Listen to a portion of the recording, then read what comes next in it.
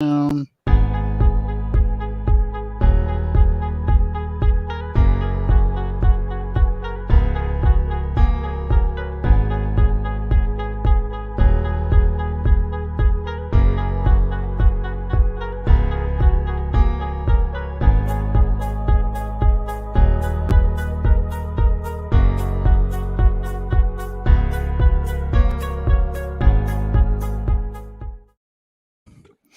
all right, welcome everybody to another exciting episode of Under the Dome. I'm your host, Alan Orick, here with my partner, Sean Williams.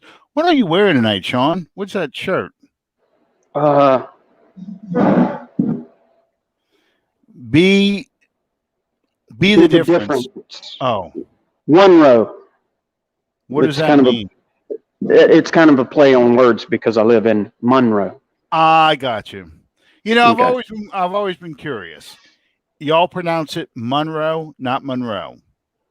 It depends on who you ask, really. Okay. All right. Yeah, because I call it Monroe. okay, that's how I always called it. But my dad and other people from up there would say Monroe. The emphasis on the MON. There again. You can ask 10 different people and get 10 different answers. Oh yeah.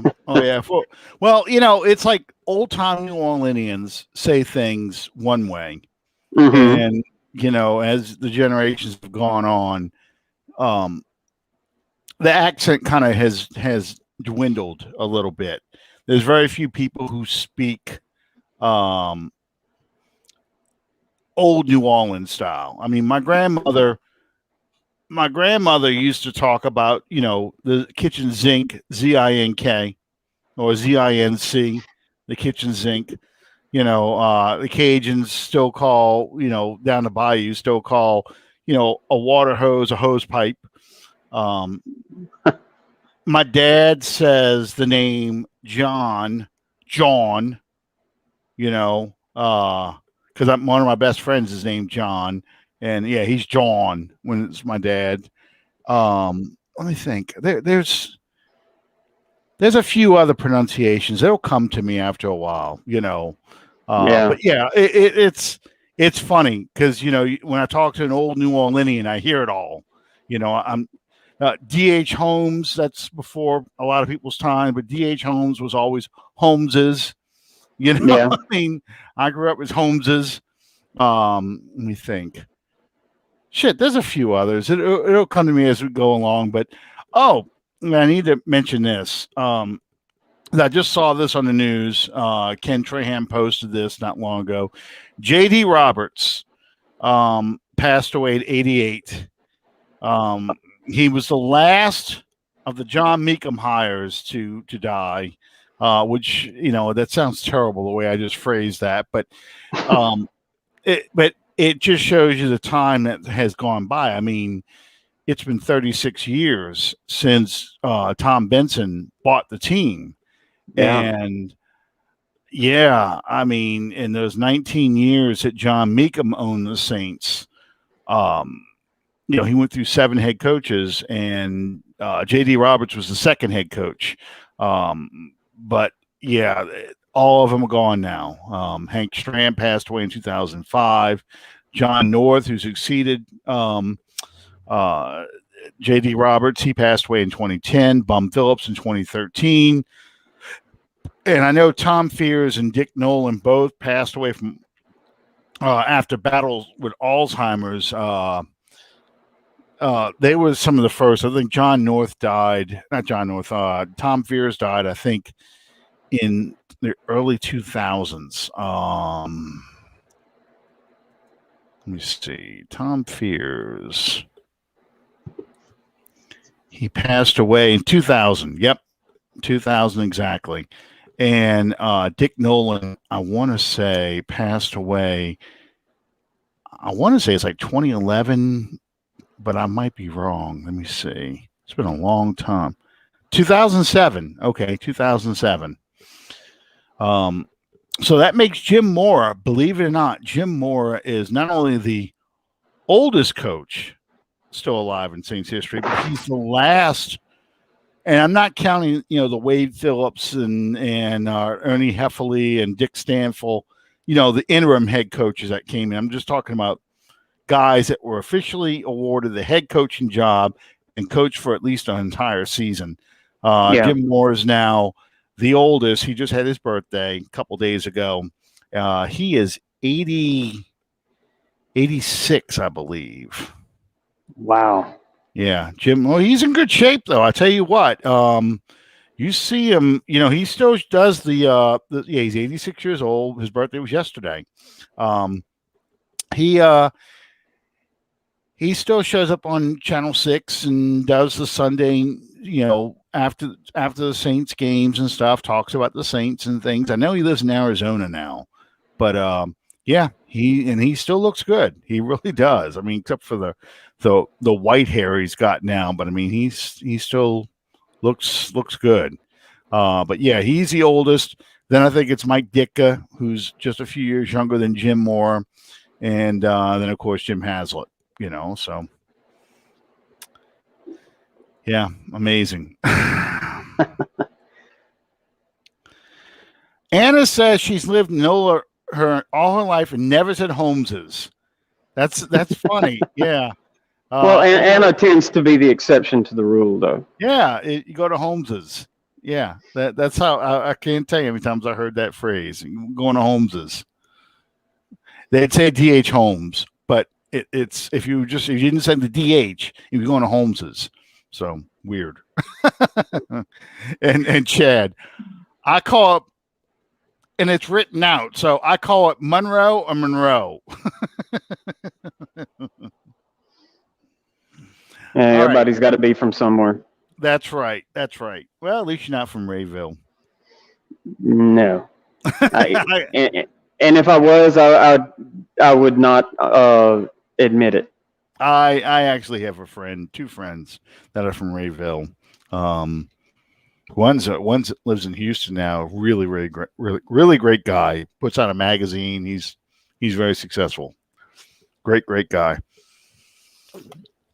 Okay, so the big news. The big news this week is not Saints related, but Saints fans will enjoy it. Over the weekend, they kind of leaked out from Atlanta they're listening to trade offers for Julio Jones. So yesterday on Undisputed or whatever the hell that show is with Sterling Sharp and Shannon. Yeah, the Dallas Cowboy apologist. They're on Shannon Sharp. Shannon Sharp. You're right. Sterling is the good one. Yeah. No, I shouldn't say it. Sterling, though. It always bothered me. I don't know what Sterling did to, I guess, alienate broadcaster, but Sterling Sharp should have been an analyst or an announcer on television. Yeah. For broadcast games. He did a great job on the NFL matchup show. And then they made him like the host after a while. But I've always liked Sterling Sharp. And I don't know, his personality must rub people the wrong way off air. And as a result, he just never gets on television. He's not on television anymore. But yeah, right. Shannon and Skip Bayless, the Cowboys apologist. So anyway, Shannon Sharp is on the phone and they're live. They're on the air. Is on the phone with Julio Jones, and Julio Jones is spotted over the weekend wearing a Dallas Cowboys t-shirt for whatever reason. And he says, "Is it true that you're looking to get traded?" And Julio says, "Yeah, I'm out of here. I'm out of here from Atlanta." And he says, "Well, would you?" Because he had the Cowboys shirt on. Would you consider going to Dallas? And without missing a beat, no, because I want to win. I'm like, yes, you trash two of my three most hated franchises in one sentence. All he has to do is rip into the 49ers and we're good. We're golden. I'm out of here when it comes to Atlanta. I want to win, so there's no way I want to go to Dallas. And if you just would have said, and the 49ers suck, I'd have been thrilled. I'd have been like, yes. So, um, yeah, Julio's not coming to NOLA. No, he's not. No, No. he's not. No. Julio is he's if they do trade him, they want a first round pick for him. Just one first round pick. And you know, at first I'm like, oh yeah, hell yeah, give a first round pick up for him. And then I looked at how old he is. Did you realize Julio Jones is 32 years old? Yeah. I did not think that. You know, I was He's been playing a while, man. He's been playing since 2011. And he still has more fumbles and touchdowns against the Saints. You know, that's his stat. Mm-hmm. He's got the Julio copter. You know, he's got a lot of, you know, it's funny. On another show, they talk about all the Saints killers, okay, from the past. And, you know, you think of Joey Galloway, Golden Tate, you know, guys that you just have these monster games always when they play the Saints. Greg Olsen. Yeah, Greg Olsen, another one. But, you know, Julio has never had a monster game against the Saints. He's never had this game where you're like, he's not, you know, he's never had this Jerry Rice kind of game going, oh, shit. You know, I know it's going to Julio here, and they're going to score and win this game. Yeah, Steve Smith's another one. Yeah. Yeah, God.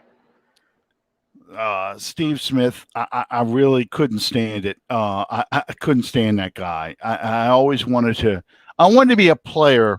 I wanted to be a safety in the NFL and have him run a crossing pattern right in front of me and just take the penalty. Just take his little head off. You know, go full Jack Tatum versus Sammy White. Helmet goes one way, equipment goes the other way. He just falls straight to the ground, and you stand up over him, and you just throw your hands down like, I'm done with you. I just want to do that to him one time because I really hated that little bastard. I love when Roman Harper picked a fight with him, even though it was in a loss. I loved that Roman Harper picked a fight with him. You know, that Roman Harper went up a little bit, my respect for that, because Steve Smith just really pissed me off. But anyway, but yeah, Julio, you know, just doesn't have that reputation with us. And I was looking at his stats. I'm like going, damn, you know, he 12,000, over 12,000 yards receiving. You know, in 2012, I think he had 10 touchdowns. Just really, really consistently great numbers. And you know, yeah, but it always seems he was hurt when he plays us, or he just doesn't do anything. And I'm talking about when we had garbage defensive backs. He still didn't do anything. Yeah. So it's the strangest thing. A Hall of Fame type of receiver. Because I think he put up Hall of Fame kind of numbers. Yeah, I agree. If he would have won that Super Bowl, he probably is a shoe-in.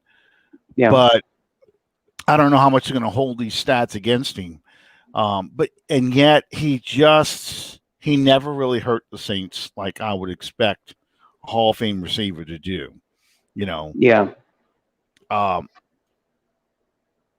would. Yeah. Bro did well. Ken Crawley actually matched up with him well in 2016. That's what's amazing.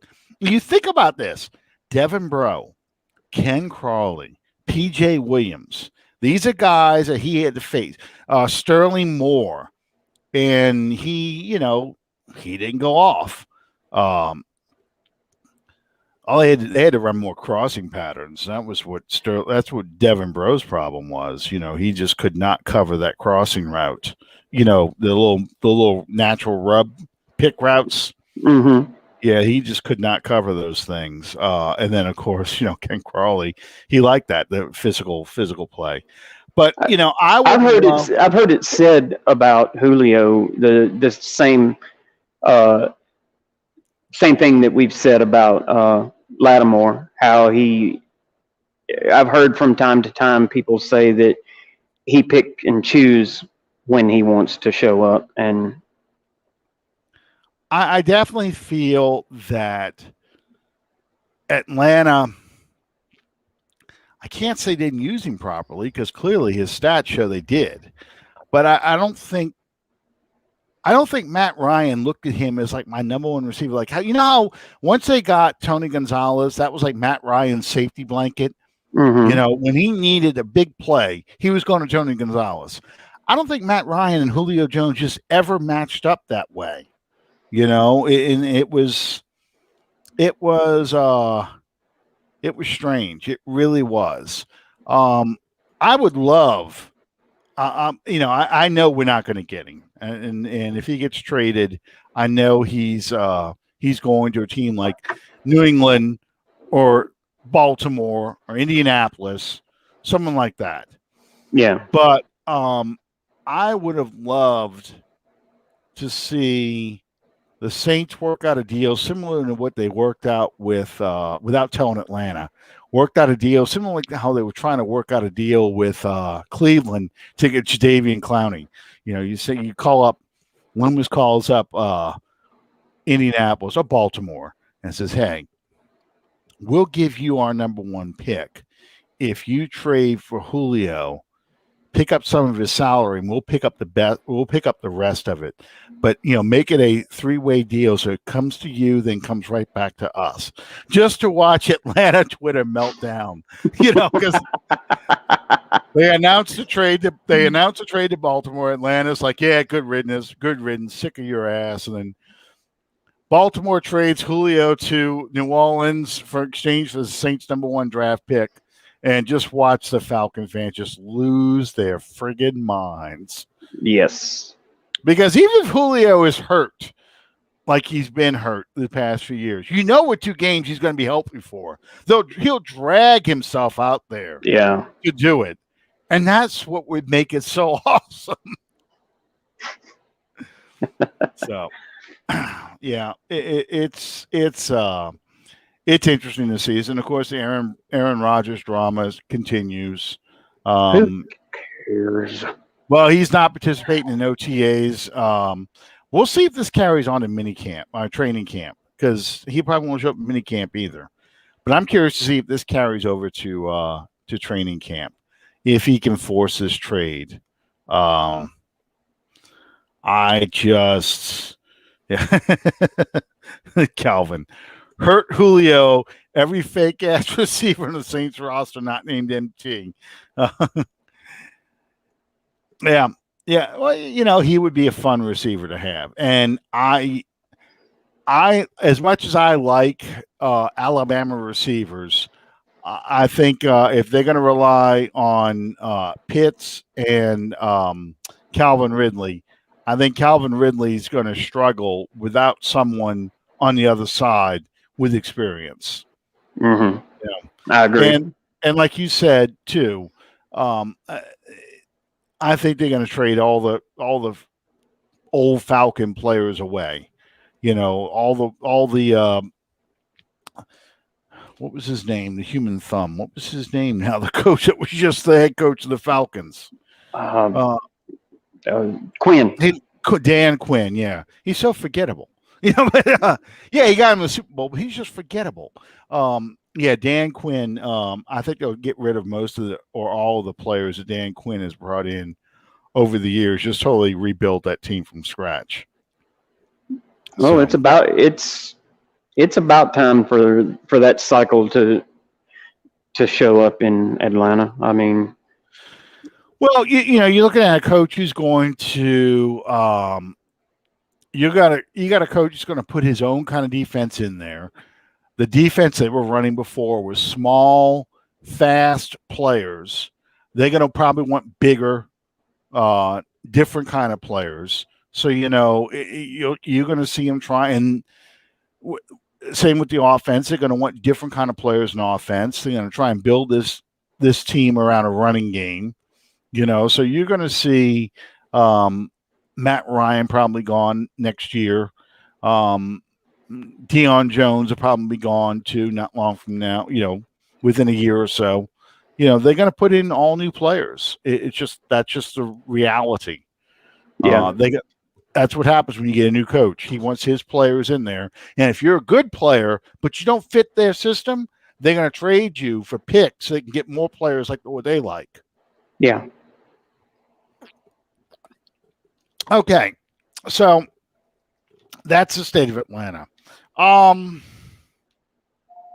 Saints started OTAs today.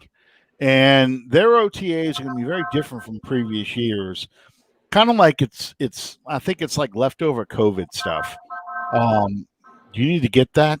No, I don't. I don't do secretarial. Oh, well, that's good. Um, the Saints are going to do workouts and weightlifting kind of stuff. They're not going to do any on the field work, and they can't even really meet together in big groups until the last week. It's 3 weeks. It's Tuesday through Thursday, starting today, for the next 3 weeks. And the last week of the 3 weeks is the only time they can really meet together in a large group. And I have a feeling it's going to be kind of like what we saw the minicamp with the rookies, orientation and classroom work. They said they can actually go out there and do some workouts, but I think it's going to be orientation and classroom. That's Julio on the phone. He's looking for a trade. Yeah, there you go. Let's see. Calvin says everybody with this Callaway, Colston BS, and he's undrafted guys next, blah, blah, blah, BS.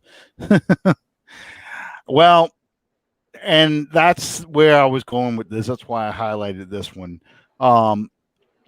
It looks like this is pretty much the team that we're going to see going into training camp this July, end of July, barring any kind of changes, drastic changes where somebody might get hurt or someone gets released that, the Saints just jump on right away. I think the salary cap restrictions, and I just think this is what they're going to roll with.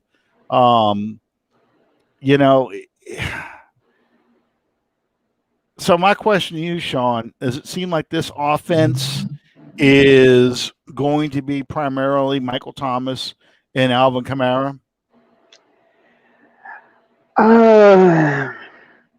To an extent, yes. But as we've driven the point home a lot lately, there's going to be a real significant amount of what's his name? Quarterback. Oh, Jameis Winston, Taysom Hill. Taysom Hill. Thank you. Yeah. There's going to be a significant amount of Taysom Hill involved in all of that as well.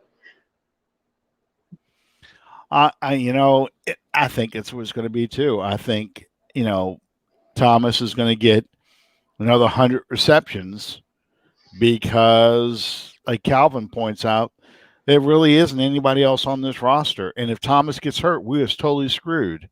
Yeah. Because we got to survive last year because you had Emmanuel Sanders and you had Jared Cook. As much as Cook killed us in the playoffs, Cook did help during the regular season to an extent. That was the veteran experience. What you're going to be looking at now is probably stats that are going to be Thomas with 12 catches, Callaway with like 3 or 4, Trotman with 3 or 4. The next highest receiver, I think, is going to be Alvin Kamara with like 8 catches. Mm-hmm. And that's just the way it's going to be almost every game. And then you'll see Taysom Hill, and if he doesn't win the quarterback job outright, you'll see Taysom Hill with half dozen catches, mm-hmm. or touches or plays, 10, 12 plays a game where he runs or catches the ball. So it's just, I don't know. I don't know. I don't have a good feeling about this team at all. It's too many questions. Yeah, it's definitely going to be a departure from what we have gotten accustomed to.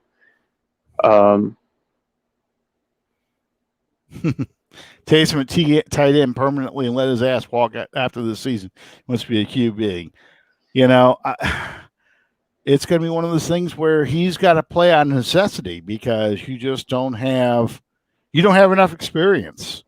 You know, and you don't have Drew Brees anymore, who throws those catchable balls that can make an Austin Carr or let me think of some of the receivers that we've had in the past. You know, Brandon Coleman, those kind of guys that catch one or two balls and at important points in the game. Yeah. I don't even see a Willie Snead on this roster. So no. Well, it's 17 games this year, so yeah, 8 and 9. There won't be any 500 teams this year. You either go 9 and 8 or 8 and 9, and I'm looking. We've talked about this before, but I don't see a run in this team in the middle of the field, in the middle of the season. I mean, yeah, you have a shot to come out pretty strong in the beginning because you play all beatable teams. Let's just assume that Rodgers is going to be there, but Packers, Panthers, Patriots, Giants, and the Washington football team, all those games are winnable. You could probably end up 3-2 in that group.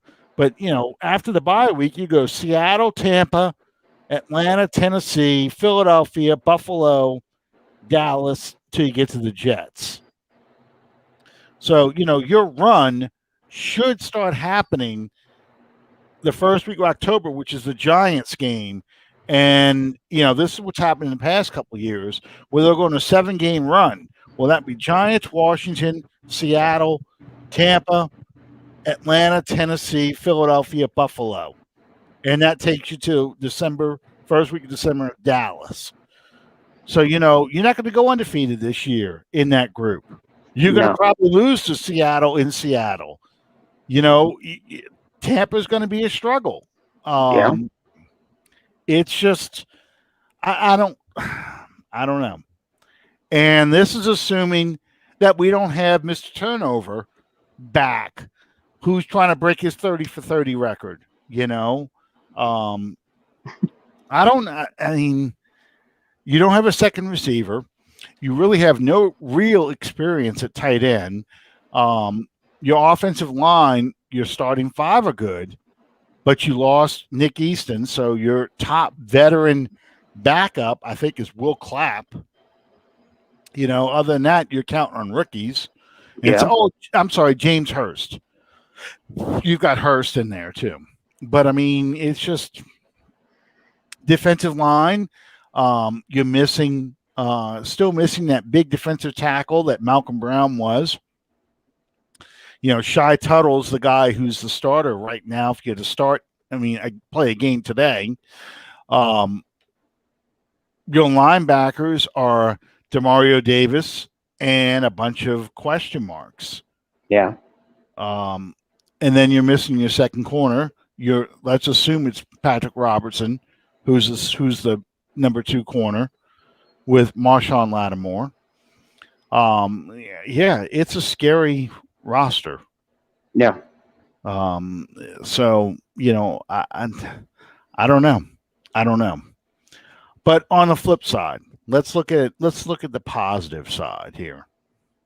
Oh, there is one? Yeah, there is one. If you were to put together an all-time great team, Saints team, how many of the players that are currently on the roster would make it? Cam Jordan. Okay. I don't think that it's too early to put Alvin Kamara on that list. No. I would put him on there. But I consider Alvin Kamara to be probably the best running back that this team has ever had. I would agree with that. And that's speaking as a well-rounded player. He's a pass catcher. He's a blocker. He's a runner. He can run inside. He can run outside. Most of the other running backs that this team has had, they did something great. They were great runners, but they couldn't catch the ball. Or Well, you've never had all the running backs that we've had in the past, the great running backs. And it starts with Chuck Muncie and Tony Galbraith, and from that point forward, you think about like Chuck Muncie, cocaine. He had that great '79 season, and he was gone after week 4 of 1980. Okay, so as he was turning the corner, he collapsed. All right, so that kicked us to Ribbon Maze. Because George Rogers. Okay, let's do George Rogers first. George Rogers, great 81 season, injured a lot, 82, shortened season because of the strike. 83, missed a few games. 84, here comes Earl Campbell, splitting time with Earl Campbell. He's gone by 85. Yeah. So, he had a very short career, although was Saints all-time leading rusher until Deuce McAllister, which is amazing to think about. But yeah, he's gone in that time frame. So here comes Ruben Mays. Incredible 86 season, good 87, injured in 88, injured in 89. He's gone by 1990. Okay. Dalton Hilliard comes on in 87.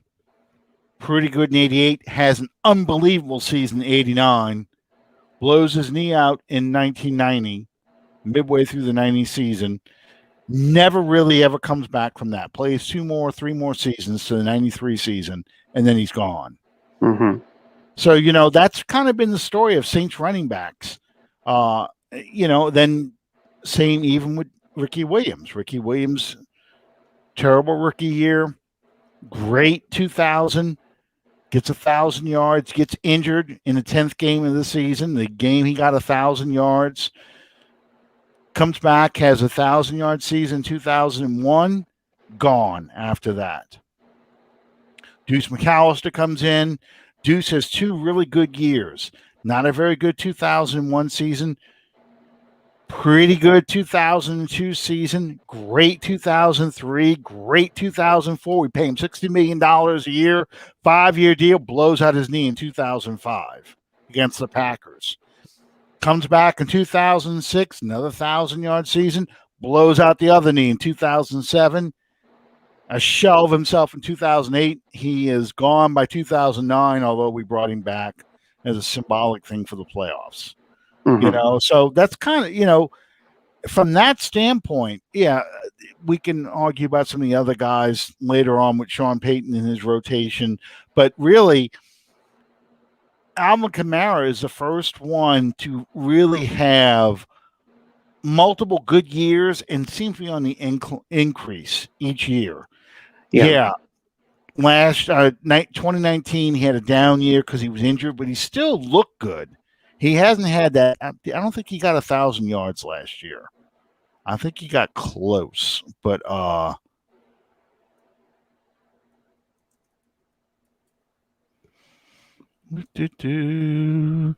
know he has. Yeah, he got close. 932 yards rushing, 5 yards a carry.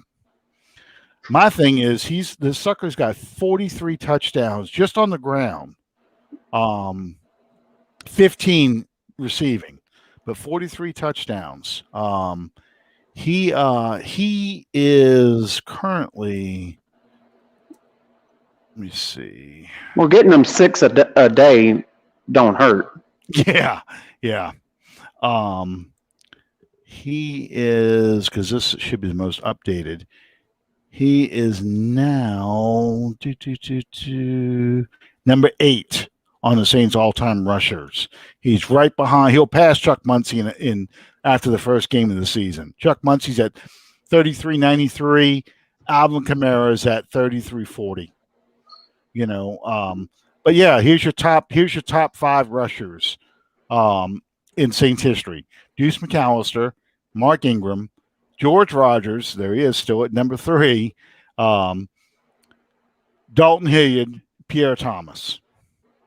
He'll Wow. pass Pierre. He'll pass Pierre's ahead of Ruben Mays. That shows you, Ruben Mays had that one really, really great season. He made the Pro Bowl twice, but tore his Achilles in '88 and '89. Was never the same after that. But yeah, Alvin Kamara is number 8, just right behind Chuck Muncie. Just give you an idea, Deuce McAllister has 49 touchdowns. That's the Saints. I'm sorry, Mark Ingram has 50. So Ingram has 50, Deuce has 49. That's the two highest rushing touchdown totals. Kamara's at 43. He'll pass Ingram this year, guaranteed. Wow. Yeah, that's really that's awesome. Oh, and just for those scoring at home, they even have this stat in here. Of your top 10 fumblers, okay, Alvin Kamara has 7 total fumbles for his career. Okay. The only person who comes close to him has the exact same amount. Pierre Thomas has put the ball on the ground 7 times. Give you a comparison. Deuce 20 times. Ricky 20 times. Tony Galbraith 24 times. Chuck Muncie 25 times, mainly because he carried the ball away from his body. Dalton Hilliard, who you'd never guess, 30 times. Wow. George Rogers 27 times. Mark Ingram, for all this shit that fans have given him, only has put the ball on the ground 15 times. So, yeah. That's amazing. I know. But yeah, and Archie Manning, for those wondering too, Archie Manning's number 14 on the Saints all-time rusher list, ahead of guys like Mike Strawn, Craig Hayward, Aaron Brooks, Derek Brown, Hokie Gajan, Ray Zellers, Chris Ivory, Latavius Murray, and then you start getting into the old school running backs: Jess Phillips, Alvin Maxson, Tony Baker. Fast Freddy's number 29. Look at that. Aaron Stecker and Darren Sproles are in there too, as well as Tim Hightower. But yeah, it's just funny to think about that. His receiving yards. Let's see. Kamara's receiving yards. This is just rusher. So let me flip over to receiving.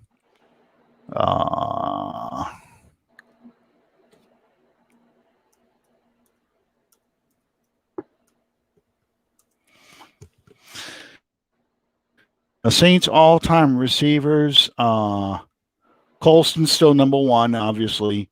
Eric Martin, Joe Horn. Michael Thomas is now 4.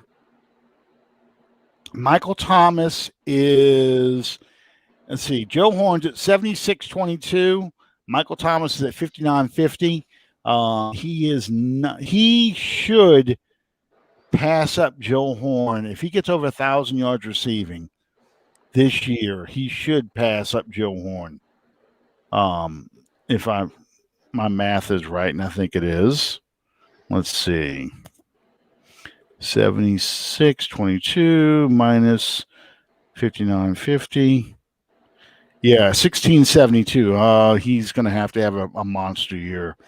I thought he was close than that. So he's probably about 2 years away from passing Joe Horn. And he'll probably pass Eric Martin as well when he passes Joe Horn in 2 years.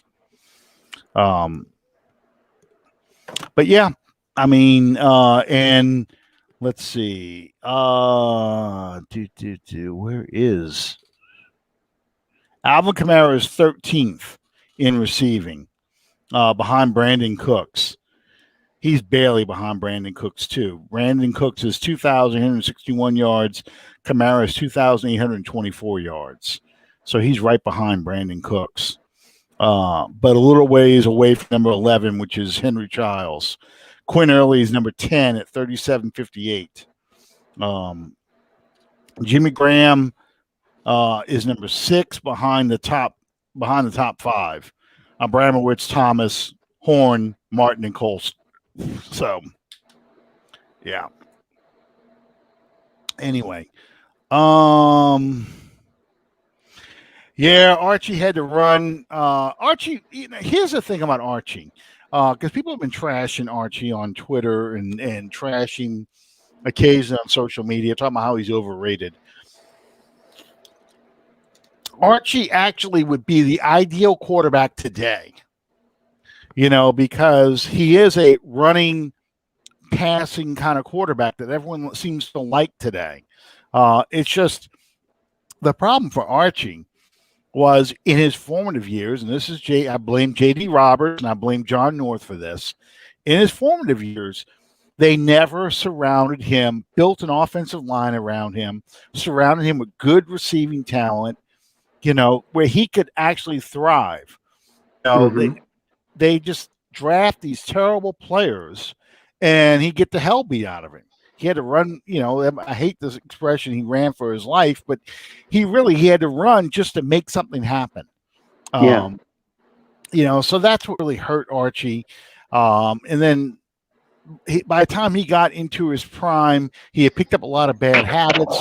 The injuries kind of affected him. Affected his throw. He threw more sidearm.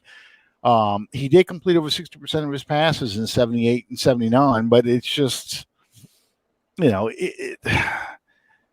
enough. Ingram the GOAT. You take Ingram over AK? I probably two different kind of runners. It's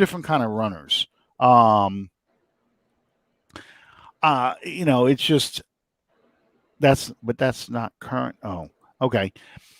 All right. So Calvin threw out his list because Sean had to go grab something, but this is who he's got.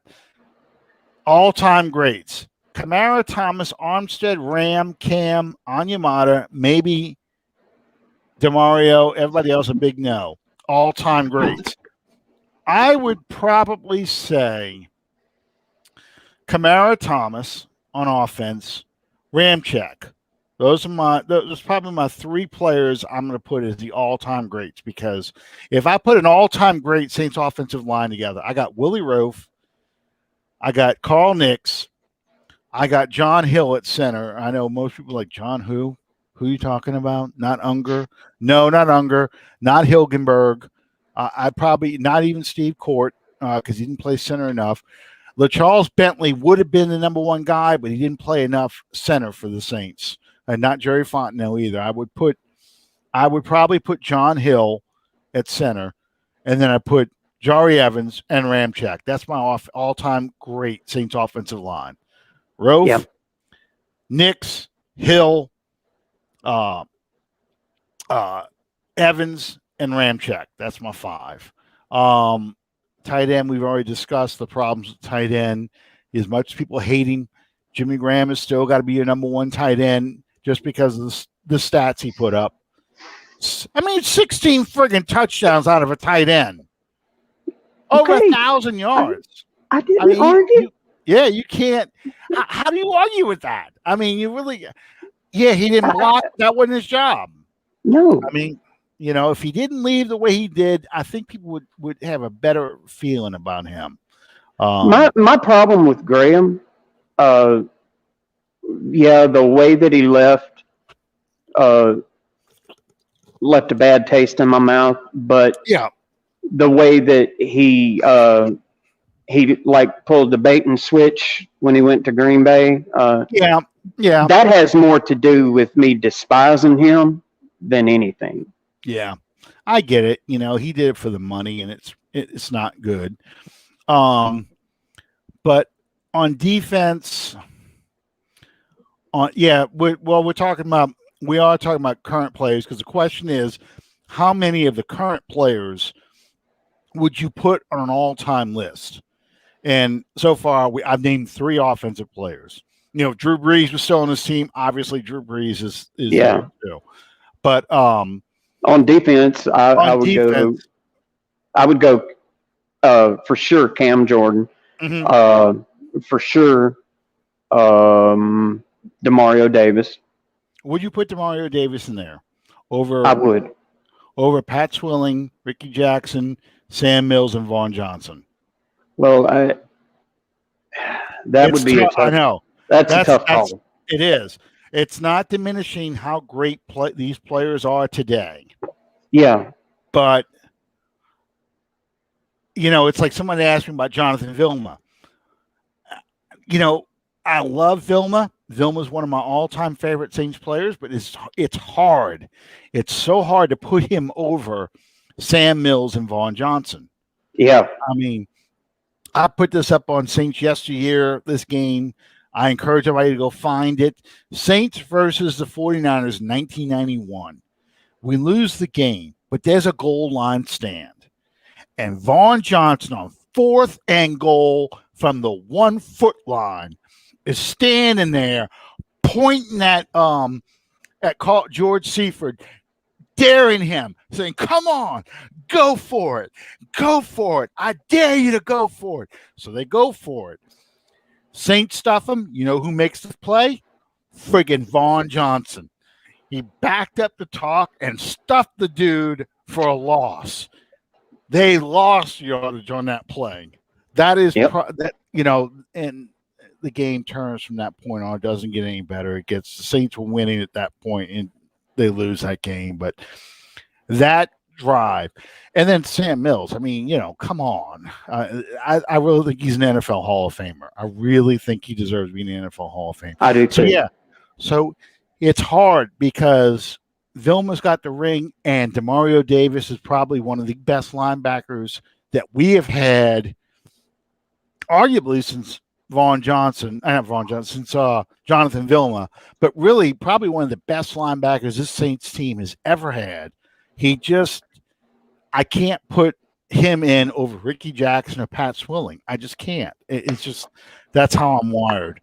Yeah, that's really a tough call. Yeah, but I would definitely put Cam Jordan in there, and I would definitely I would put Marshawn Lattimore in there. I would put him in over, Torrey Cook or Johnny Poe, or you just go down the list of cornerbacks. I mean, Dave Waymer. I put him over Dave Waymer. Dave Waymer is the all-time Saints interceptor leader, but Lattimore's the best when he plays well, but when he plays like a Torrey Cook, he's not. But when he's playing elite and shutting people down, I mean, no Saints cornerback has ever erased a receiver like Lattimore has done Mike Evans. None. There's never been one. So, that's probably my two defenders I put in the list, because the rest of my defense I'm filling in with, okay, in the secondary, I got Sammy Knight and Tommy Myers as safeties. Yeah. Yes. My other cornerback, I got Jabari Greer. Because I just think Greer was an outstanding player for us. Yeah. When he was playing, I'm putting him over West Bank, Keenan Lewis, because Keenan Lewis had that one good year. Yeah. Then he got hurt. Okay, 2013 was his great year. Then he lost his mind. Yeah, that too. And defensive line, outside of Cam Jordan, I can't really put anybody else in there, because, you're talking like Wayne Martin. He had one season, 15 and a half sacks with the Dome Patrol. Everybody's paying attention to Sam, paying attention to, Ricky Jackson and Pat Swilling. Wayne Martin's getting 15 and a half sacks as a 3-4 defensive end.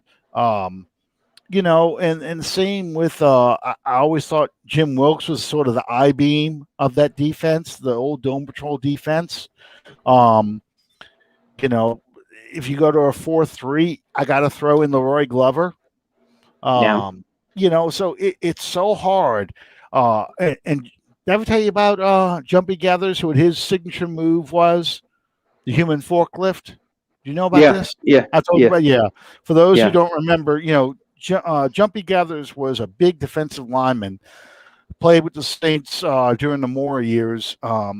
He blew out his knee, actually, in 1989 against the Eagles on Monday Night Football, and went to the Redskins. He finished his career with the Falcons, unfortunately. But when he was with the Saints, when it was time, when they needed a play, he said, "I got this one."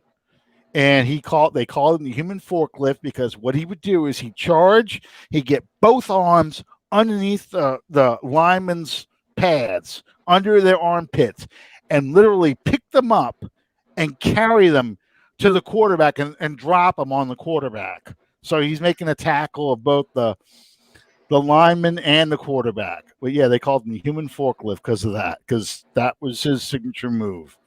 Now I've seen Cam Jordan do that to poor. Do you remember that against Detroit in 2017, where Jordan threw the tackle into Stafford? That was great. That was great. But yeah, but regardless, here we are. We went through all those players, but we're talking what, 5 out of 22 all-time great players on one team.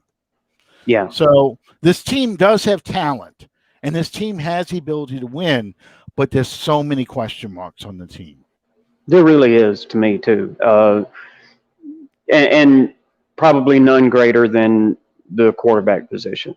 Yeah. And I think that it being so full of questions just causes that to trickle down over the rest of the team. Because, like you said, regardless of who wins the battle to be the starting quarterback. Thank you, Jerry.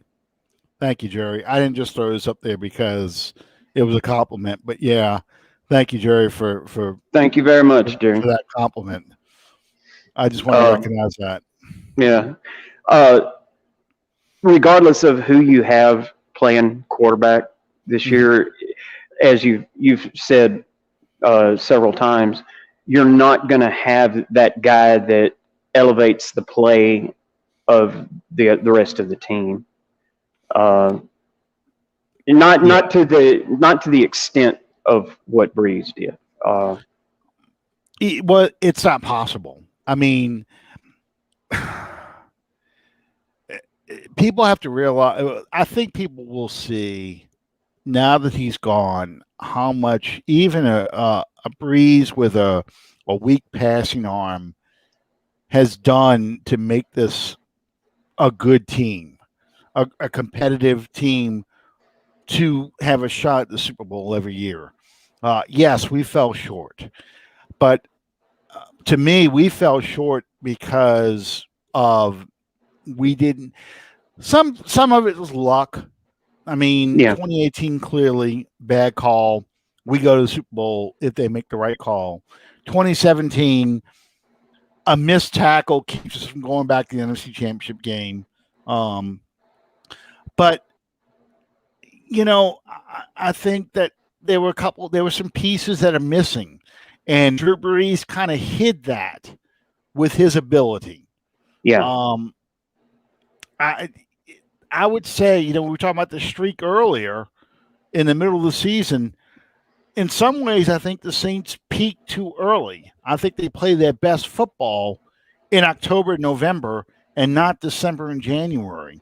And granted, you need to play great football to get to January and into February. But it's almost like they hit a lull in December, and they never really get out of it in January. Tampa went to the Super Bowl in large part because they kind of hit a stride in late December and early January. Yep. And the Giants did the same thing in 2011. We kicked the crap out of the Giants in 2011. They win a Super Bowl because they play good football in January. They barely got in the playoffs, and they go to the Super Bowl and win. And that's the part that I think kind of gets lost when people want to blame Drew Brees or they want to blame this or blame that.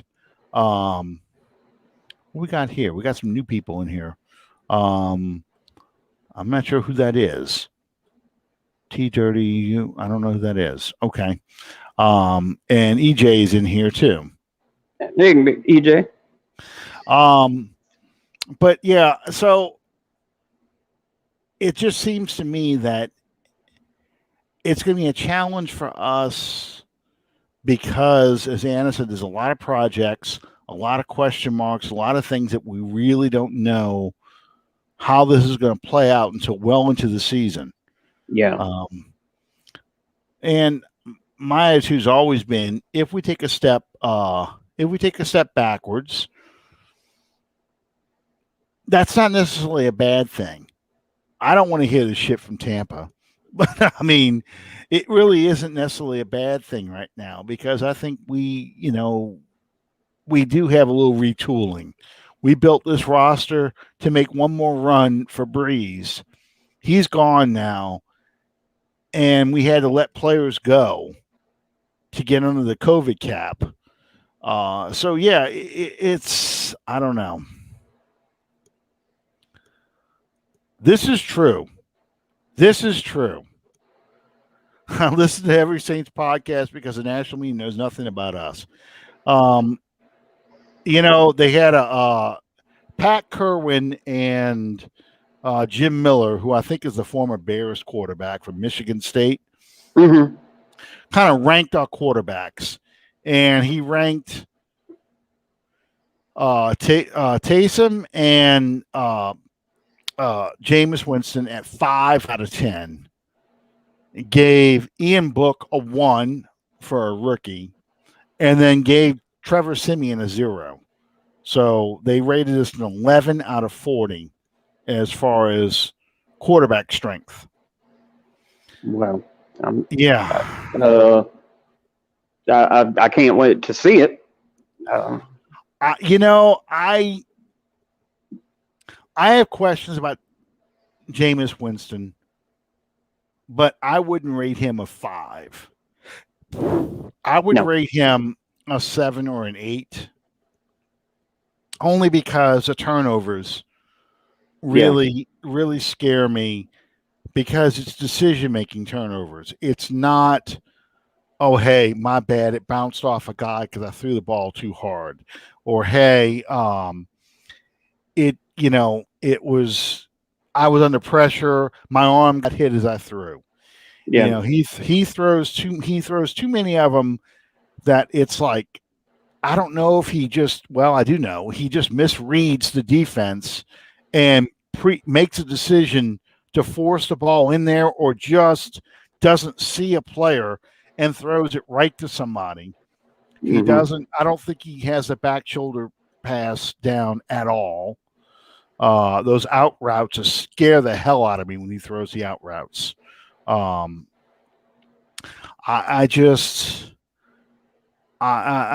really, it's, but he has the ability to make the big plays.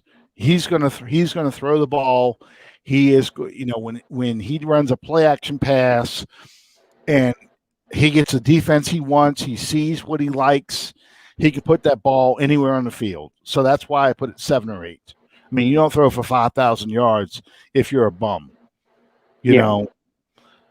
Taysom, I'd probably put him a 6, not a 5, only because I think Taysom's internal clock needs to be sped up.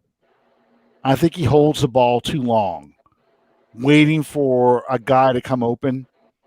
And I rewatched a lot of his passes from last year, and I think he pats the ball too much. If you watch, he pats the ball before he throws it. He needs to get out of that habit because that's just an extra motion, and defenses are going to get tipped off with that patting motion because they know he's going to throw it when he pats it. You just don't do it. Stop patting the ball and speed up that clock. Throw people open. But he's got a strong arm. He's pretty accurate for a guy. People compare him to Tebow. I don't think he's Tebow because at first Tim Tebow is not a passer.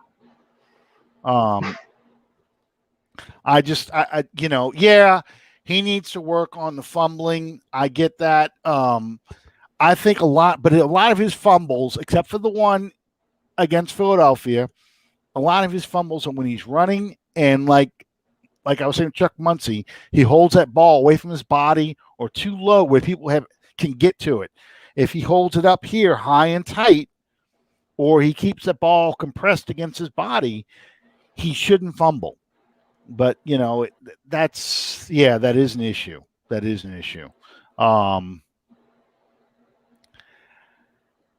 Yeah, I don't know. I don't know. I just don't know. I haven't seen enough out of Taysom. There's things I like, things I don't like that he does. So I just don't know. I don't know if Peyton can correct those turnovers with Winston. I think he can cut them down because he's not going to allow Winston just to go cut it loose. I think he's going to put Winston on a string, a tight leash to keep him from turning the ball over. Yeah, he's not going to put up with that. He's never put up with that from anybody. Haven't I seen enough moment, but I think he will definitely structure the offense to limit Winston's exposure to turnovers. I think that's where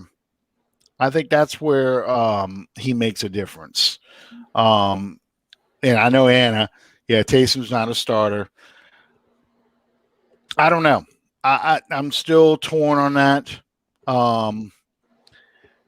He got close. Winston had 20 before. Winston's had a lot of turnovers in his career, but I'm going to pull up. Let's see.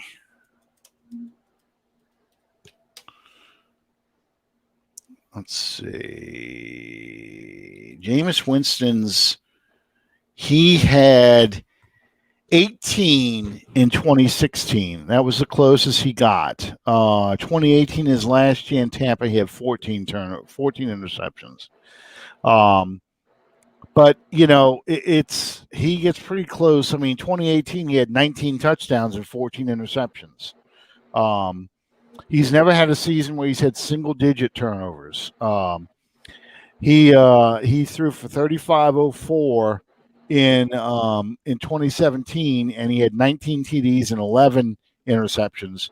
His best year was in 2016. He threw for over 4,000 yards, 28 touchdowns, 18 interceptions.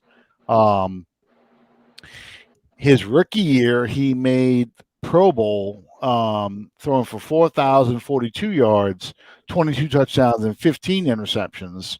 That's kind of Archie Manning stats, except for the 4,000 yards, because he only completed 58% of his passes. But when he threw for over 5,000 yards, he did put the ball in the air 626 times, which is a lot. That's a lot of passing. 626 times, completed 60% of his passes, 33 touchdowns, 30 interceptions.